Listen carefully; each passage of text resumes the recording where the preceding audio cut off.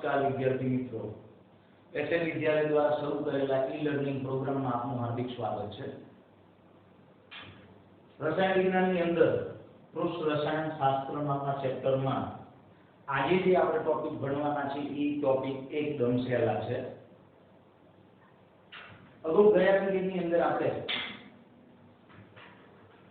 ઉદ્દીપન કોને કહેવાય, ઉદ્દીપનના જુદા જુદા પ્રકારો, વિસમાન ઉદ્દીપનનો અધિશોષણનો સિદ્ધાંત, આવી જુદી જુદી ચર્ચાઓ કરી હતી. આજના વિડિયોની અંદર આપણે ઉત્સેચક ઉદ્દીપનની કેટલીક લાક્ષણિકતાઓની વાત કરીશું. સાથે સાથે ઉત્સેચક ઉદ્દીપન પ્રક્રિયાની ક્રિયાવિધિની પણ વાત કરીશું. ઉદ્યોગોની અંદર જે જુદા જુદા પદાર્થોનું ઉત્પાદન કરવામાં આવે છે એ પદાર્થોના ઉત્પાદન દરમિયાન એ રાસાયણિક પ્રક્રિયાની કયા પ્રકારની પરિસ્થિતિ, એની અંદર કયા પ્રકારના ઉદ્દીપકોનો ઉપયોગ કરવામાં આવે છે એની પણ વાત કરીશું. અને આ ત્રણ રજૂઆત આપણે પૂરી કરીએ એટલે અધિશોષણની વાત પૂરી થશે. અને ત્યાર પછીનો ટોપિક એ કલીલના અનુસંધાને આવશે. તો આજે આપણે અધિશોષણના અનુસંધાને ત્રણેક ટોપિકોની ચર્ચા કરીએ. પહેલી, ઉત્સેચક ઉદ્દીપનની લાક્ષણિકતાઓ.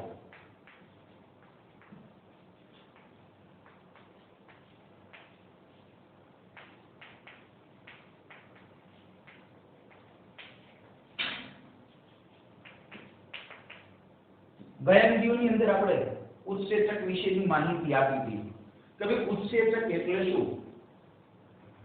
તો ઉત્સેચકો એટલે જટિલ કાર્બનિક સંયોજનો ધરાવતા પ્રોટીનના અણુઓ છે. નાઇટ્રોજન યુક્ત કાર્બનિક સંયોજનો જેને આપણે પ્રોટીન તરીકે ઓળખીએ છીએ, અને આ પ્રોટીન એક પ્રકારના ઉત્સેચકો છે. ઉત્સેચકો એટલે શરીરમાં થતી જૈવ રાસાયણિક પ્રક્રિયામાં ભાગ લેતા ઉદ્દીપક, જેને આપણે ઉત્સેચકના નામથી ઓળખીએ છીએ. તો જુદી જુદી રાસાયણિક પ્રક્રિયાઓની અંદર આવા જુદા જુદા ઉત્સેચકોના અનુસંધાનની વાત પણ આપણે રાસાયણિક પ્રક્રિયાઓના ઉદાહરણ દ્વારા કરી હતી. એની અંદર આપણે 6-7 ઉદાહરણો જોયા હતા. તમે સુક્રોઝનું જળ વિભાજન કરીએ એટલે એમાંથી ગ્લુકોઝ અને ફ્રુક્ટોઝ મળે. આ પ્રક્રિયા ઇન્વર્ટેજ નામના ઉત્સેચકની હાજરીમાં થાય. એ જ રીતે ગ્લુકોઝની અંદરથી ઇથેનોલ અને કાર્બન ડાયોક્સાઇડ મેળવવો હોય તો એ પ્રક્રિયા આપણે થાઇમિન નામના ઉત્સેચકની હાજરીમાં કરવી પડે. જે રીતે ઉદ્દીપક વર્ણનાત્મક સ્વભાવનો હતો એ જ રીતે ઉત્સેચક પણ વર્ણનાત્મક સ્વભાવનો હોય. વર્ણનાત્મક સ્વભાવનો એટલે પ્રક્રિયાને ઈ દિશામાં ધકેલી જાય કે જેથી જરૂરી નિપજ મળી રહે. ટૂંકમાં જે તે ચોક્કસ પ્રક્રિયા માટે ખાસ પ્રકારના ઉત્સેચકની જરૂર પડે. ઈ ઉત્સેચક ઈ જ પ્રક્રિયા માટે ઉપયોગી બને, અન્ય પ્રક્રિયાઓ માટે ઉપયોગી બનતો નથી. તો આ ઉત્સેચકો અથવા જૈવ રાસાયણિક ઉદ્દીપકની હાજરીમાં થતી હોય એવી પ્રક્રિયાને આપણે ઉત્સેચકીય ઉદ્દીપનીય પ્રક્રિયા તરીકે ઓળખીએ છીએ. તો આવી ઉત્સેચક ઉદ્દીપન પ્રક્રિયાની કેટલીક લાક્ષણિકતાઓની વાત કરીશું. તો એ લાક્ષણિકતાઓ એટલે એમાં આપણે ઉત્સેચકની લાક્ષણિકતાની વાત કરવાની છે. તો કે દરેક ઉત્સેચક રહ્યો એ વિશિષ્ટ અને કાર્યક્ષમ સ્વભાવનો હોય છે.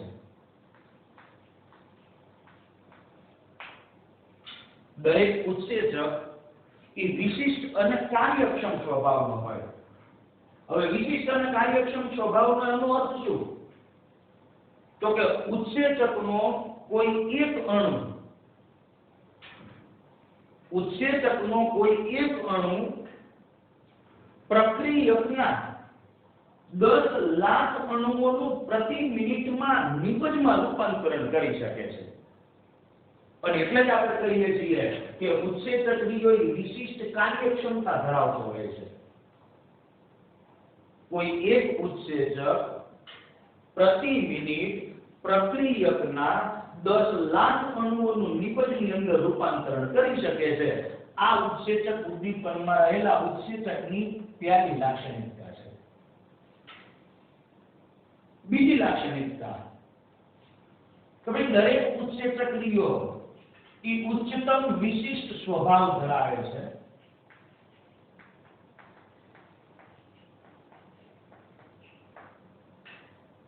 દરેક ઉત્સેચક ક્રિયો એ ઉચ્ચતમ વિશિષ્ટ સ્વભાવ ધરાવે છે. એનો અર્થ એવો થાય કે ઈ ઉત્સેચક ક્રિયો એ આપેલી પ્રક્રિયા માટે વર્ણનાત્મક સ્વભાવનો હોય.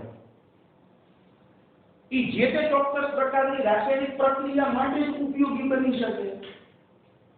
કોઈ એક પ્રક્રિયાની અંદર ઉપયોગી બનતો હોય એવો ઉત્સેચક અન્ય પ્રક્રિયાની અંદર ઉપયોગી નથી બનતો.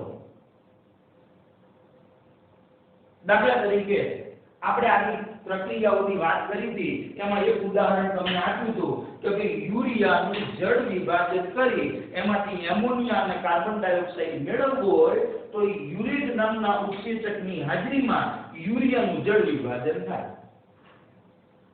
તો યુરિયા એમાઇડ છે અને એમાઇડ યુરિયાનું જળ વિભાજન યુરેજ નામનો ઉત્સેચક કરી શકે, પણ આ યુરેજ નામનો ઉત્સેચક અન્ય કોઈ એમાઇડનું જળ વિભાજન કરી શકતો નથી. ટૂંકમાં દરેક ઉત્સેચક એ વિશિષ્ટ સ્વભાવનો હોય છે. એ કોઈ એક ખાસ પ્રકારની પ્રક્રિયા માટે ઉપયોગી બને, એ અન્ય પ્રક્રિયાઓ માટે ઉપયોગી બનતો નથી. ત્રીજું, અનુકૂળ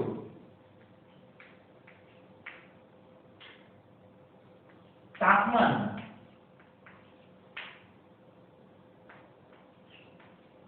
ઉચ્ચ સક્રિયતા ધરાવે છે. અનુકૂળ તાપમાને ઉત્સેચક ક્રિયોએ ઉચ્ચતમ સક્રિયતા ધરાવે છે. દાખલા તરીકે ઉત્સેચકની હાજરીમાં થતી હોય એવી ઉત્સેચક ઉદ્દીપનની પ્રક્રિયાનો વેગ કોઈ એક ચોક્કસ તાપમાને મહત્તમ હોય છે. કોઈ એક ચોક્કસ તાપમાનના ગાળાની અંદર આ ઉત્સેચક ઉદ્દીપન પ્રક્રિયા એ મહત્તમ વેગથી થતી હોય તો એવું જે તાપમાન છે કે જે તાપમાને ઉત્સેચક ઉદ્દીપન પ્રક્રિયાનો વેગ મહત્તમ હોય એ તાપમાનને અનુકૂળ તાપમાન તરીકે ઓળખવામાં આવે કે જે તાપમાને ઉત્સેચકની સક્રિયતા વધુમાં વધુ હોય. હા, એમાંથી નીચા તાપમાને કે એનાથી ઊંચા તાપમાને ઉત્સેચકની સક્રિયતામાં ઘટાડો તો આવું ઉત્સેચક ઉદ્દીપનની પ્રક્રિયામાં આવું અનુકૂળ તાપમાન એ 298 થી 310 કેલ્વિન તાપમાનના ગાળામાં હોય છે. એટલે કે આ તાપમાનના ગાળાની અંદર ઉત્સેચકીય પ્રક્રિયાઓ એનો વેગ વધારે છે. મનુષ્યના શરીરની અંદર મનુષ્યની અંદર 310 કેલ્વિન તાપમાને રાસાયણિક પ્રક્રિયાઓ થાય છે, એટલે જૈવ રાસાયણિક પ્રક્રિયાઓ વધુ સરળતાથી થઈ શકે. તો ઉત્સેચક ઉદ્દીપનની પ્રક્રિયા એનો આ તાપમાનનો ગાળો છે કે જે તાપમાનના ગાળામાં એ ઉત્સેચક ઉદ્દીપનીય પ્રક્રિયાનો વેગ મહત્તમ હોય છે.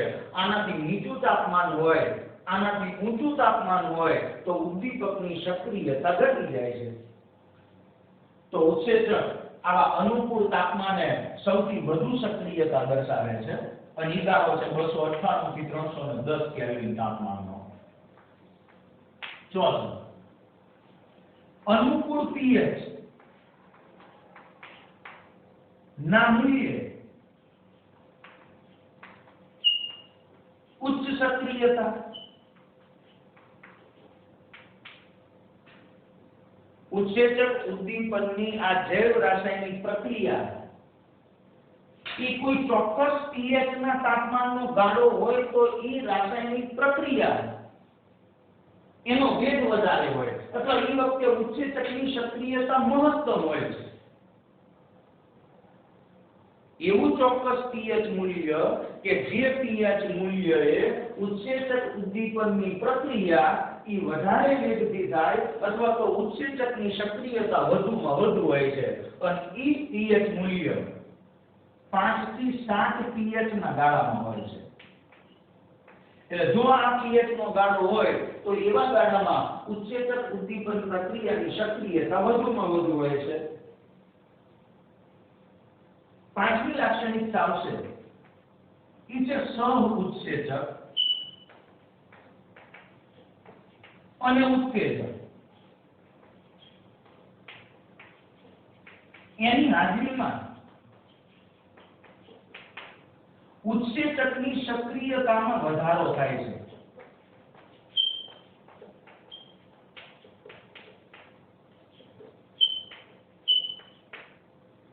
હવે સહ-ઉત્સેચક એટલે તો અગાઉ આપણે ઉદ્દીપક નામના ટોપિકની અંદર એની વાત કરી હતી કે કેટલાક એવા પદાર્થો કે જે ઉદ્દીપકની સક્રિયતામાં વધારો કરે. એ વખતે આપણે એને નામ આપ્યું હતું પ્રવર્ધકો, પ્રમોટર્સ. અત્યારે આપણે ઉત્સેચક ઉદ્દીપકની પ્રક્રિયાની અંદર શબ્દ વાપર્યો છે સહ-ઉત્સેચક. તો આ સહ-ઉત્સેચકો એટલે એવા પદાર્થો કે જેની હાજરીના લીધે ઉત્સેચકની જે રાસાયણિક પ્રક્રિયા છે એ જૈવ રાસાયણિક પ્રક્રિયામાં એ ઉત્સેચકની સક્રિયતામાં વધારો થાય છે. તો એવા કેટલાક પદાર્થો કે જે પદાર્થોની હાજરીના લીધે ઉત્સેચકની સક્રિયતામાં વધારો થાય એવા પદાર્થોને આપણે સહ-ઉત્સેચક તરીકે ઓળખીએ છીએ. દાખલા તરીકે પ્રોટીન એક પ્રકારના ઉત્સેચકો છે, પણ જો એ પ્રોટીનની સાથે અલ્પ પ્રમાણમાં બિન પ્રોટીન એવા વિટામિનની હાજરી હોય, બિન પ્રોટીન એવા વિટામિનની જો અલ્પ પ્રમાણમાં હાજરી હોય તો એ ઉત્સેચકની સક્રિયતામાં વધારો કરે છે. તો એ વિટામિન એ સહ-ઉત્સેચક તરીકે ઓળખવામાં આવે છે, કારણ કે એની અલ્પ પ્રમાણની હાજરીના લીધે એ ઉત્સેચકની સક્રિયતામાં વધારો થાય છે. બીજું છે ઉત્તેજક. તો ઉત્તેજક તરીકે કોણ હોય? સહ-ઉત્સેચક તરીકે વિટામિન છે. તો ઉત્તેજક તરીકે તો કે એની અંદર જુદા જુદા ધાતુ આયનો હોય છે. ઉત્તેજક તરીકે જુદા જુદા ધાતુ આયનો હોય છે. દાખલા તરીકે sodium plus ion, manganese plus 2 ion, cobalt plus 2 ion, Cu plus 2 ion, આવા જુદા જુદા ધાતુ આયનો હોય છે. આ જે ધાતુ આયનો છે એ ધાતુ આયનોના લીધે આ બધા જે ધાતુ આયનો છે એ ઉત્તેજક તરીકે છે. આ ધાતુ આયનો એ ઉત્સેચકના જે સક્રિય સ્થાન છે આ સક્રિય સ્થાન સાથે નિર્બળ રીતે બંધિત થાય છે. એ નિર્બળ રીતે એની સાથે જોડાય છે અને એના લીધે એ એની સક્રિયતામાં વધારો કરે છે. Na+, Mn+2 જેવા પદાર્થો અથવા આયનો એ ધાત્વિય આયનો છે. એ ધાત્વિય આયનોની હાજરીના લીધે ઉત્સેચકની સક્રિયતામાં વધારો થાય છે, માટે એમને આપણે ઉત્તેજક તરીકે ઓળખીએ છીએ. આ બધા આયનો ઉત્સેચક સાથે નિર્બળ રીતે બંધિત થાય છે અને એના દ્વારા એ ઉત્સેચકની સક્રિયતામાં વધારો કરે છે. આ સિવાય બીજું એક ઉદાહરણ છે. દાખલા તરીકે એમાઇલેજ નામનો ઉત્સેચક છે. તો એમાઇલેજ નામનો ઉત્સેચક એ સોડિયમ ક્લોરાઇડ અથવા તો Na+ ની જો હાજરી હોય તો એ એમાઇલેજ નામના ઉત્સેચકની સક્રિયતામાં વધારો થાય છે. એનો અર્થ કે આ બધા આયનો જે છે એ આયનો ઉત્સેચક સાથે નિર્બળ રીતે બંધિત થઈ અને ઉત્સેચકની સક્રિયતામાં વધારો કરે છે, માટે આ બધાને આપણે ઉત્તેજક તરીકે ઓળખીએ છીએ. ટૂંકમાં બે શબ્દો છે એક સરખા છે. સહ-ઉત્સેચક હોય તો ઉત્સેચકની સક્રિયતા વધારે, ઉત્તેજક હોય તો પણ ઉત્સેચકની સક્રિયતા અથવા ઉત્સેચક ઉદ્દીપનીય પ્રક્રિયાને ઝડપી બનાવે છે. અને છેલ્લો એક મુદ્દો આવશે એ છે ઉદ્દીપકીય વિષ. ઉદ્દીપકીય વિષ. તો હવે પણ આપણે એની વાત કરી હતી કે ઉદ્દીપકની સક્રિયતામાં ઘટાડો કરે એવા પદાર્થોને આપણે ઉદ્દીપકીય વિષ તરીકે ઓળખતા.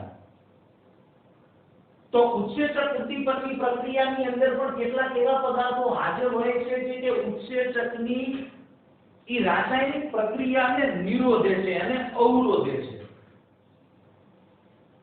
અથવા તો ઈ ઉત્સેચકની સક્રિયતામાં ઘટાડો કરે,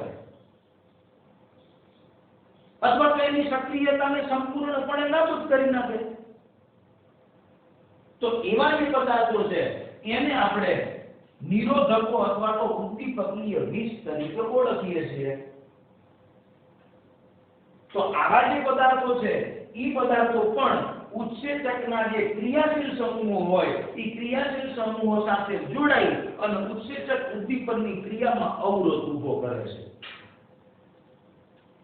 ઔષધીય રસાયણ વિજ્ઞાનની અંદર આવી ઉત્સેચક ઉદ્દીપકની ક્રિયાવિધિની અંદર આવા નિરોધકોની ભૂમિકા શું ભાગ ભજવે છે એની આપણે વિગતે ચર્ચા કરીશું. તો આવી કેટલીક દવાઓ છે કે જે ઉત્સેચક ઉદ્દીપકીય પ્રક્રિયાની અંદર નિરોધક તરીકેની ભૂમિકા ભજવે છે. તો આજે વાત કરીએ આપણે ઉત્સેચક ઉદ્દીપકની કેટલીક લાક્ષણિકતાઓ છે. ત્યારબાદ આવશે ઉત્સેચક ઉદ્દીપકની ક્રિયાવિધિ.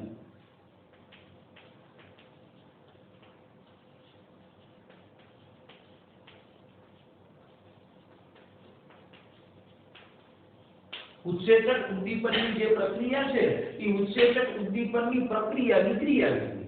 હવે ઉત્સેચક ઉદ્દીપકની પ્રક્રિયાની જે ક્રિયાવિધિ છે એ જુદા જુદા બે તબક્કામાં થાય છે. દાખલા તરીકે પ્રક્રિયકના જે અણુ છે એને આપણે સબસ્ટ્રેટ કહી દઈએ. ઉત્સેચક જે છે જેને આપણે એન્ઝાઇમ ઈ કહીએ છીએ. એટલે પહેલા તો આ પ્રક્રિયકના અણુઓ ઉત્સેચકના અણુ સાથે રાસાયણિક રીતે જોડાય છે અને જોડાય એટલે એની અંદરથી સક્રિયકૃત સંકીર્ણની રચના થાય છે. ટૂંકમાં ઈ બેનું જોડાણ. આ પહેલો તબક્કો છે. ઉત્સેચક ઉદ્દીપકની ક્રિયાવિધિ એ જુદા જુદા બે તબક્કાની અંદર થાય છે. એમાંનો પહેલો તબક્કો આ કે ભાઈ પ્રક્રિયકના અણુઓ એ ઉત્સેચકના સક્રિય સ્થાન સાથે રાસાયણિક બંધથી જોડાઈ અને સક્રિયકૃત સંકીર્ણની રચના કરે.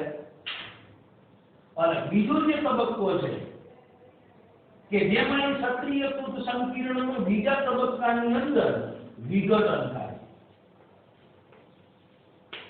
વિઘટન થાય કે એની અંદર જે ઉત્સેચક હતો એ આપણને પાછો મળે મૂળ સ્વરૂપે અને એની અંદરથી આપણને નિપજ મળે.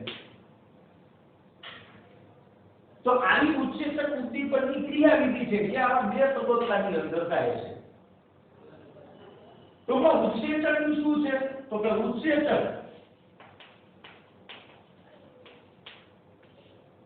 એ કલીલના ખૂબ ઝીણા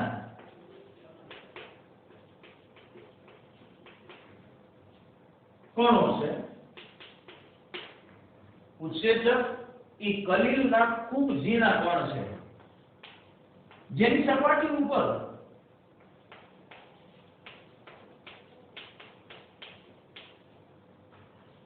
લાક્ષણિક પ્રકારના છિદ્રો આવેલા હોય છે.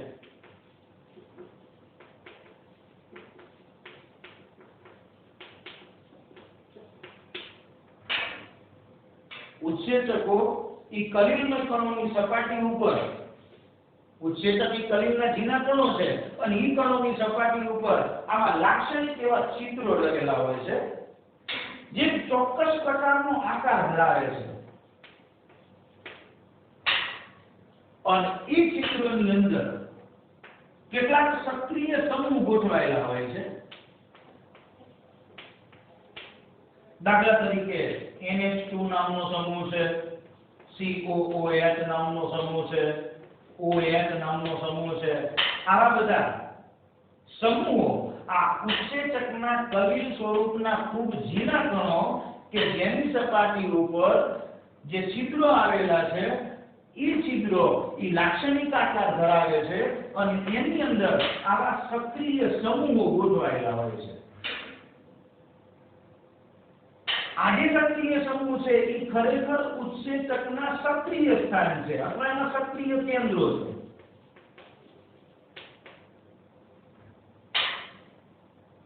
અને આ ઉત્સેચકના સક્રિય કેન્દ્રો ઉપર પ્રક્રિયકના એવા અણુઓ કે જે પૂરક આકાર ધરાવતા હોય. બુકની અંદર એક આકૃતિ આપી છે. પૂરક આકાર એટલે ઉત્સેચકના અણુઓની અંદર જે છિદ્રો છે જે લાક્ષણિક આકાર ધરાવે છે એ જ આકારની અંદર યોગ્ય રીતે બંધ બેસી શકે એવા જો પ્રક્રિયકના અણુઓ હોય તો એ ઉત્સેચકના સક્રિય કેન્દ્રો સાથે જોડાઈ જાય છે. એની સાથે રાસાયણિક બંધની રચના કરે છે. જે રીતે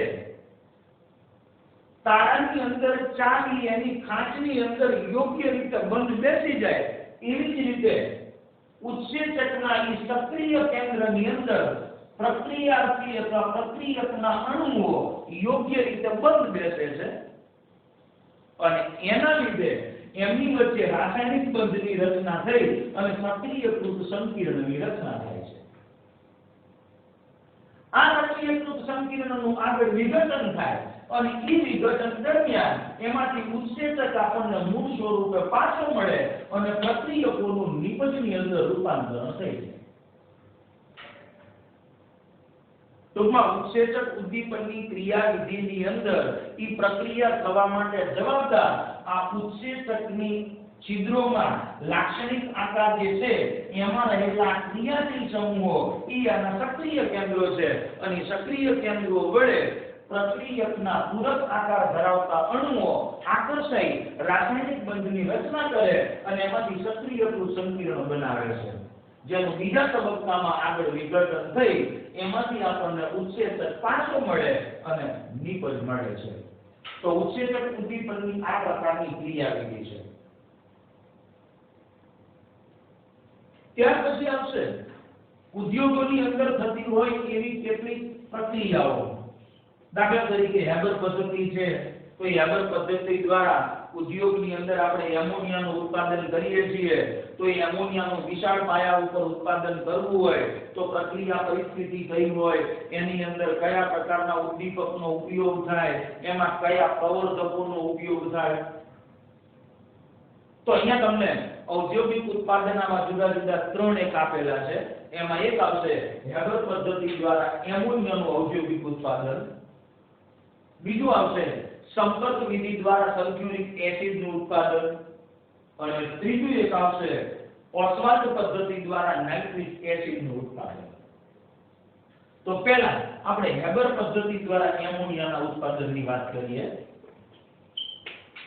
તો હેબર પદ્ધતિ દ્વારા એમોનિયાનું ઉત્પાદન કરવું હોય તો નાઇટ્રોજન અને હાઇડ્રોજન વચ્ચે રાસાયણિક પ્રક્રિયા થાય અને એ પ્રક્રિયા દરમિયાન એમાંથી આપણને એમોનિયા મળે.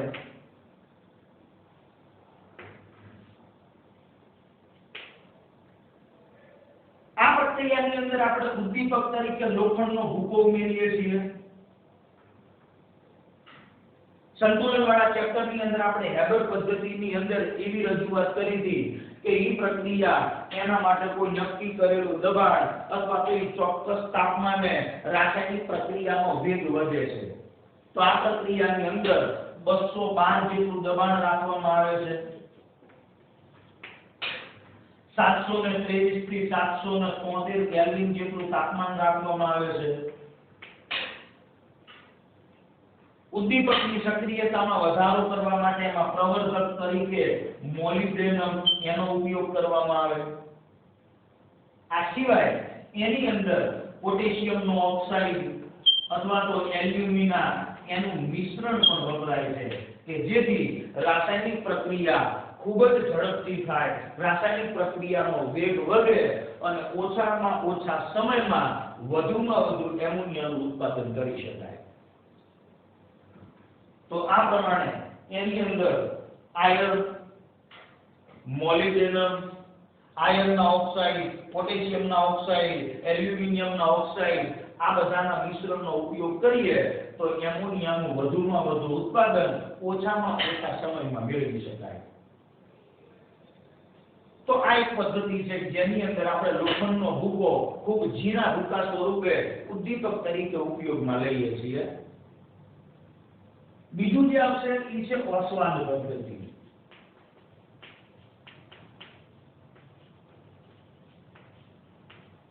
તો ઓસ્વાલ્ડ પદ્ધતિ દ્વારા નાઇટ્રિક એસિડનું ઉત્પાદન કરવામાં આવે છે. તો ઉદ્યોગોની અંદર નાઇટ્રિક એસિડનું ઉત્પાદન કરવું હોય તો એ નાઇટ્રિક એસિડના ઉત્પાદનની અંદર જુદી જુદી ત્રણ પ્રકારની પ્રક્રિયાઓ છે અને ત્રણ પ્રક્રિયાઓના અંતે આપણને એની અંદરથી નાઇટ્રિક એસિડ મળે છે. તો એમાં પહેલું સ્ટેપ છે એમોનિયા, એની ઓક્સિજન સાથેની પ્રક્રિયા, એટલે એમાંથી નાઇટ્રિક ઓક્સાઇડ અને પાણી મળે છે. અગાઉ આ પ્રક્રિયા આવી ગઈ છે. સમાન અને વિસમાન સંતુલનની અંદર આ પ્રક્રિયાની આપણે વાત કરી હતી.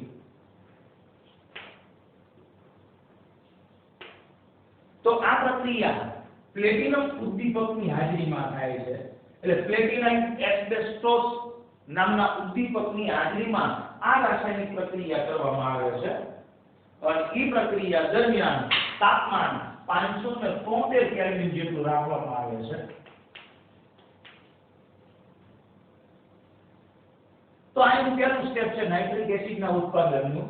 બીજા તબક્કામાં નાઇટ્રિક ઓક્સાઇડનું ઓક્સિડેશન થાય છે અને એની અંદરથી નાઇટ્રોજન ડાયોક્સાઇડ મળે છે.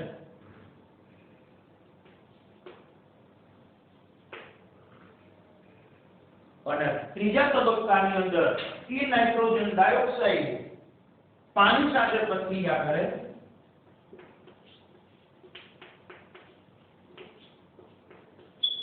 અને એમાંથી નાઇટ્રિક એસિડનું ઉત્પાદન કરવામાં આવે છે.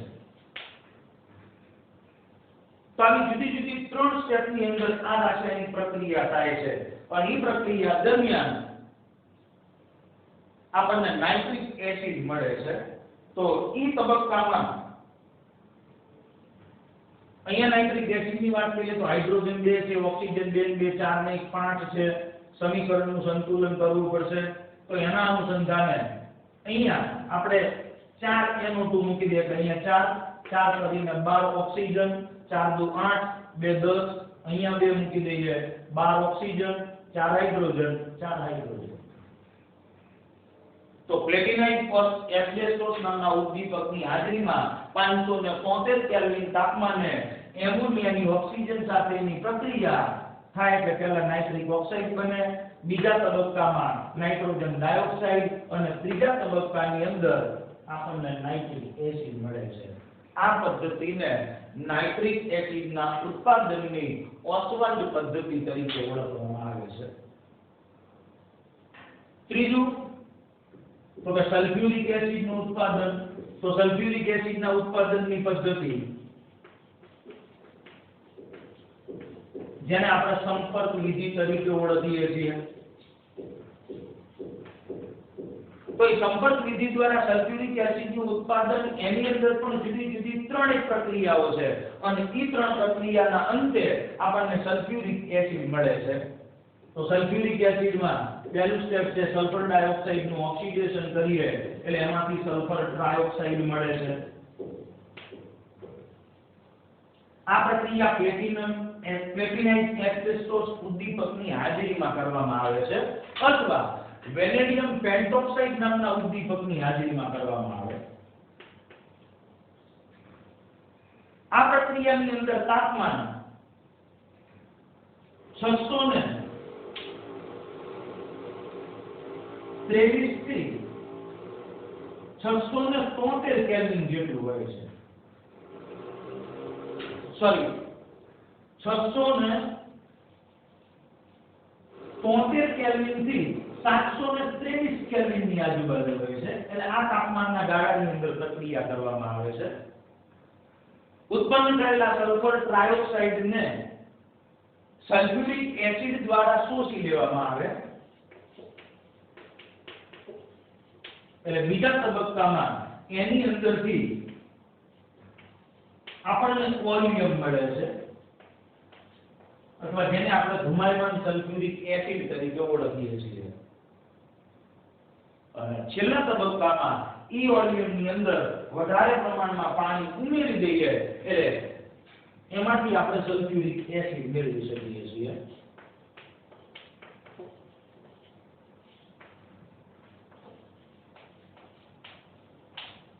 તો આ પ્રમાણે જુદા જુદા 3 સ્ટેપની અંદર સલ્ફ્યુરિક એસિડનું ઉત્પાદન કરવામાં આવે છે અને ಈ પદ્ધતિને આપણે સંપર્ક વિધિના નામથી ઓળખીએ છીએ.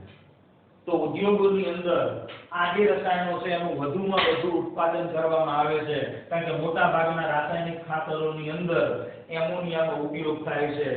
સલ્ફ્યુરિક એસિડ જેને આપણે રસાયણોનો રાજા તરીકે ઓળખીએ છીએ કારણ કે મોટા ભાગના ઉદ્યોગોની અંદર આ સલ્ફ્યુરિક એસિડની જરૂર પડે છે.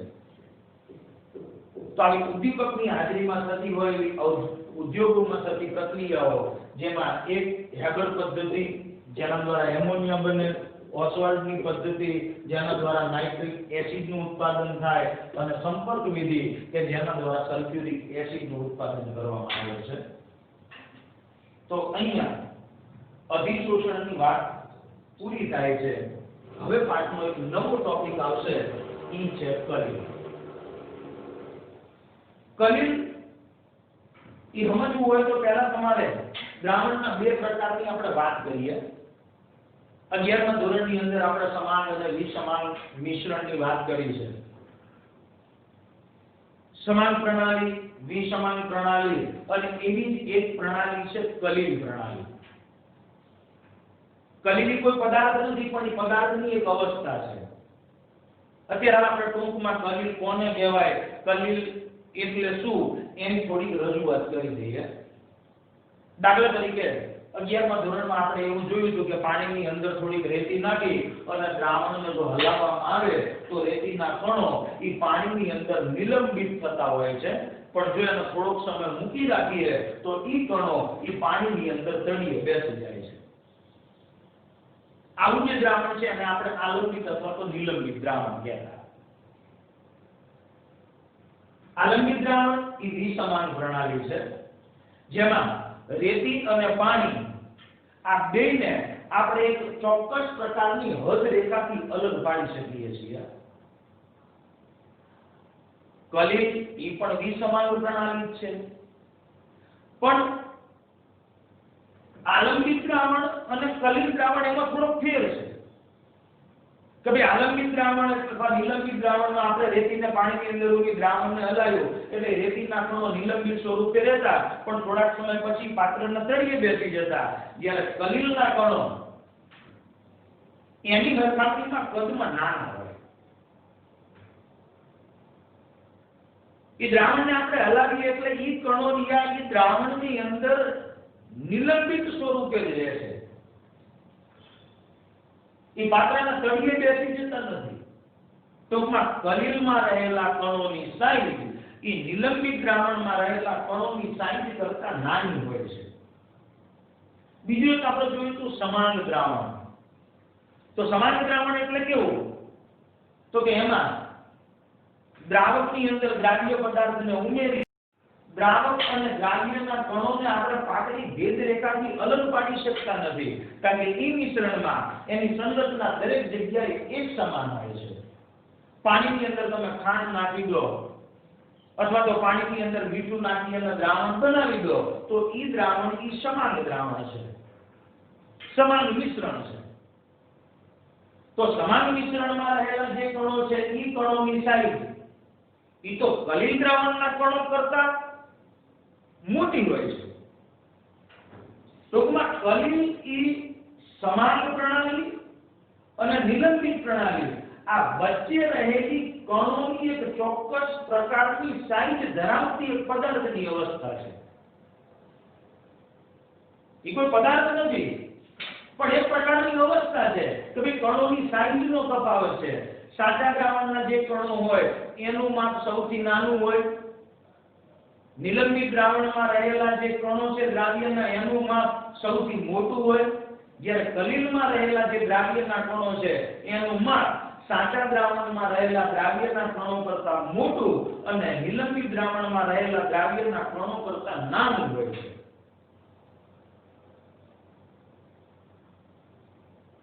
સાચા દ્રાવણના કણોનું જે પરિમાણ છે એ 1 નેનોમીટર કરતા નાનું હોય. કલિલ દ્રાવણના કણો જે છે એનું પરિમાણ અથવા એનો વ્યાસ 1 નેનોમીટર થી 1000 નેનોમીટરની વચ્ચે હોય. જ્યારે નિલંબિત દ્રાવણમાં રહેલા જે કણો છે એ કણોનું માપ 1000 નેનોમીટર કરતા પણ વધારે હોય. તો આવો કલીલ નામનો ટોપિક, કલીલનું વર્ગીકરણ, કલીલ મેળવવાની જુદી જુદી રીતો, એની ચર્ચા આપણે આગળના વિડીયોની અંદર કરીશું. નમસ્કાર.